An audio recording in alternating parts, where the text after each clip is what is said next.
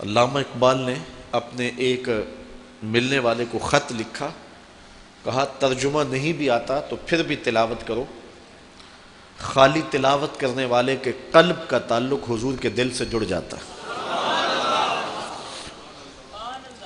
تو کہا کہ ذکر سے مراد قرآن مجید کی تلاوت ہے۔ سیارہ ڈائجسٹ کا ایک قرآن نمبر چھپا تھا، اس میں ایک شخص کی کہانی لکھی تھی کہ قبر کھودتے اس کی قبر کھل گئی، لوگوں نے دیکھا کہ قبر میں روشنی ہے اور کفن بھی میلا نہیں ہوا، اور وہاں گلاب اگے ہوئے ہیں جس کی خوشبو سے ماحول میں عطر پھیلا ہے۔ تو لوگ اس نشان پہ صاحب قبر کا گھر تلاش کرتے رہے، اور اس کی بیوہ سے ملاقات ہو گئی، اگرچہ وہ بہت زیادہ بوڑھی ہو چکی تھی۔ پوچھا تیرے شوہر کا کیا عمل ہے کہ ہم نے اس کی قبر میں روشنی بھی دیکھی ہے اور خوشبوئیں بھی دیکھی؟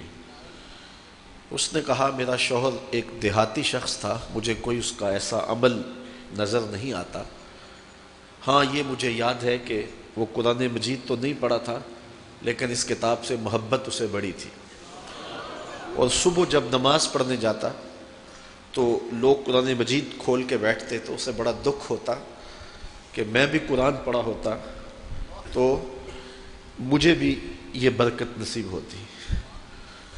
اب گھر آتا تو اس کے قدم بوجھل ہوتے، گھر آ کے طاق پہ پڑے ہوئے قرآن مجید کے نسخے کو اٹھاتا اور کھولتا، اور ایک ایک سطر پہ انگلی رکھتا اور کہتا مالک مجھے نہیں پتا یہ کیا لکھا ہے، لیکن جو لکھا ہے سچ لکھا ہے۔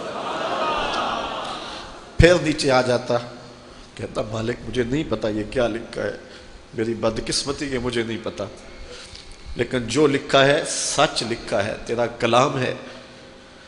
انگلیاں پھیرتا جاتا اور یہ کہتا چلا جاتا یہ بھی حق ہے، یہ بھی حق ہے، یہ بھی حق ہے، اور یہ بھی حق ہے۔ تو آج اس کی قبر میں جو اجالے پھیلے ہوئے ہیں تو اس قرآن کی محبت کی وجہ سے ہے۔ اللہ ہم سب کی قبروں میں روشنیاں کر۔